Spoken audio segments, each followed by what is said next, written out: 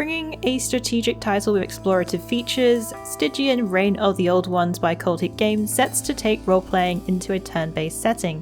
Things are getting rather strange in the town of Arkham, with plenty of interesting characters to meet as you discover mysteries and nightmarish enemies. Recruit the oddballs you encounter to help you in combat, customize your own playstyle, make your own choices, and try not to go crazy. I have played a couple Lovecraft titles which have included the narrative-driven Call of Cthulhu and the investigative action-adventure The Sinking City, but I was interested to see Cultic Games take on a turn-based title in this genre. Story and setting. The setting for Stygian The Reign of the Old Ones is the city of 1920s Arkham, which has been torn apart from the earth and now is consumed with despair in another dimension. Arkham is home to the cultists and gangsters. Its inhabitants are edging towards madness and some have even gone insane. Stygian is based on the works of H.P. Lovecraft, which is full of psychological horrors. The story begins with you awakening in bed with a strange figure standing watching you. You then follow this mysterious man into the city, but things take a dark turn when you see haunting visions. What does this man want? Why was he at the foot of your bed? You must go out into the city to find clues, talk to people to find out more about what is happening in this eerie city, and solve this enigma. But snooping comes with a price. Is the truth worth your sanity? Gameplay. The game starts with the option to either create a new character completely from scratch or to pick from 8 pre-made characters who each have a different archetype.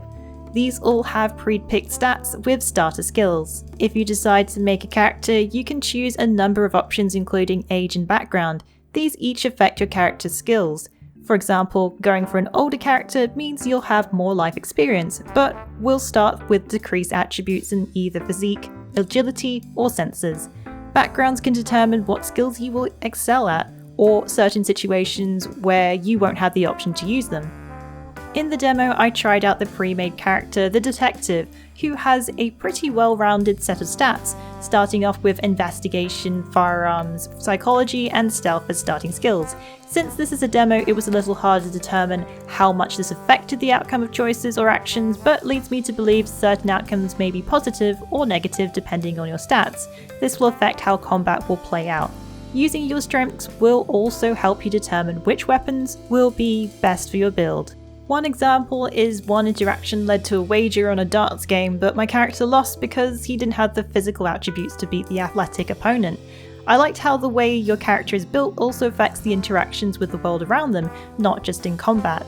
There was also another instance where a conversation got a bit heated with a man at the bank, which resulted in a fight that I didn't end up winning. Choices do hold consequences, so how you approach a situation can change what outcomes occur.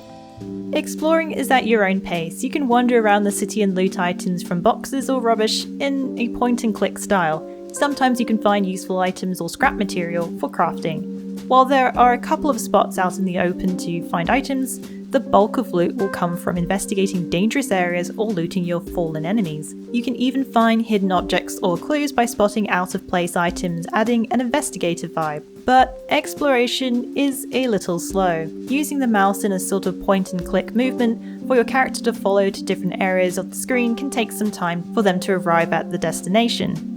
There is also the option to choose stealth, which didn't really get explained in the demo, but I only assume you can use it to help avoid certain situations. Archetypes.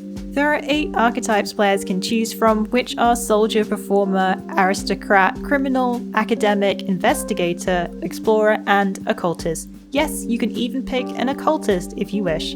Each have a different belief system which will affect the way they interact with NPCs and make choices in-game. It also determines how well they'll deal with seeing supernatural horrors, which will take their toll on sanity. For example, the detective has the rational belief system. This means choosing choices that corresponds with scientific or medical research might vote better than others. There are 6 different belief systems which are humanistic, materialistic, nihilistic, divine, rational, and esoteric. But the choices are yours to make. It's up to you if you want to see the world burn. Combat.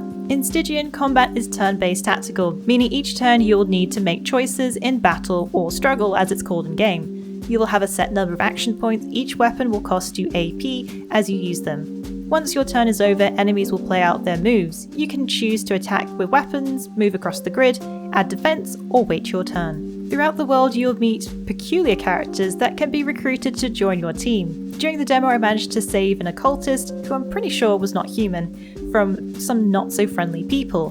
This is where the combat got pretty interesting, as the character had a number of spells and rituals he could use to inflict damage on zombie-like enemies that tried to attack, or even cast a blood circle to help protect a companion. But using occult magic has its drawbacks. The blood circle will cause the caster to lose health, as blood must be spilt to pay the price. This makes making combat choices in-game a little more complicated, as you have to assess whether you're willing to risk stats of one companion for another. There is also the added elements of objects that can appear in battle. While not exactly used as cover from enemy attacks, they can help impede their movement, buying you some time. I found trying to regain health was a bit trickier than I expected, as I could only find one particular healing item that would only let me use it while in combat.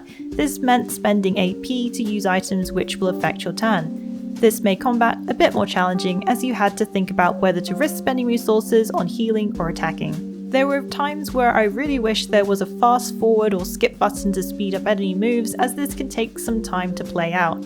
Hopefully this is something the devs will consider adding with the full release of the game, as this could deter some players. But the animations of the enemies using their attacks or abilities are fun to watch, and enhance the overall battle experience. Merchants. Rather than dealing with money, Arkham is strictly a barter system, meaning trading items for cigarettes is how you'll purchase items from merchants. This makes getting necessary items such as medicine, weapons, or bullets a little less straightforward, but in a good way. You will need to think about which items you're willing to trade for items that you dearly need. The demo didn't have the crafting system enabled, so in the full game I imagine a lot more thought will be going into which materials you should keep to craft items. Sanity. It wouldn't be a true Lovecraftian game without a sanity indicator of some kind. Sanity does play its part in this game. Even enemies you encounter can tick down your character's sanity stats. There are ways to help regain. One is by using consumables such as bootleg whiskey, which, as you might imagine, does have some negative effects. While you won't end up in the hospital with alcohol poisoning, it does take a toll on your health, so you will have to choose if it's worth the trade-off. There are a few different alcohols you can use, each have their own effects. Audio and visuals. Cultic Games have used a beautifully hand-drawn art style that really adds a unique charm to the game, making the UI feel like you're flipping through a tragic graphic novel with interactive features. Animations are great to watch, and it's accompanied by fantastic voice acting, which adds to the storytelling elements. Music throughout is in a 1920s style, matching the era and overall aesthetic, but with more dramatic pieces setting off the mysterious tone. A man in black with no face. A man with the cane of bones. The ghostly tapping of his stick still rings in my ears. There are plenty of sound effects that immerse you in this grim tale, pulling you in further into this narrative of madness. The opening scene especially feels like you're part of a play. Not all conversations with NPCs are voice acted, but interacting with characters helps you learn more about the town and the ongoings in Arkham. You also get a rundown of previous moves or actions in text form, so you can recap, which is also quite helpful. Final thoughts. Stygian has some interesting story, with dialogue not only revealing hints or plot points, but also determining different types of interactions, which can even result in a fight breaking out. This makes gameplay more involved and interactive. Dealing with exploration, however, was a little stagnant in places, but as this was a demo, things could pick up later on as players get more used to the game mechanics and gain their bearings around the city. There seems to be a numerous amount of builds possible, letting you either decide on each of the attributes yourself or taking on a pre-made character. I could see those who want to design their own builds having plenty of choice here, which means quite some replay value. There are also options in dialogue, which means playing out the story in different ways. While the game might not be fast-paced, it definitely has a way to draw you in and makes you think about your next move. If you enjoy some puzzle elements with strategy, you will probably enjoy mastering Stygian.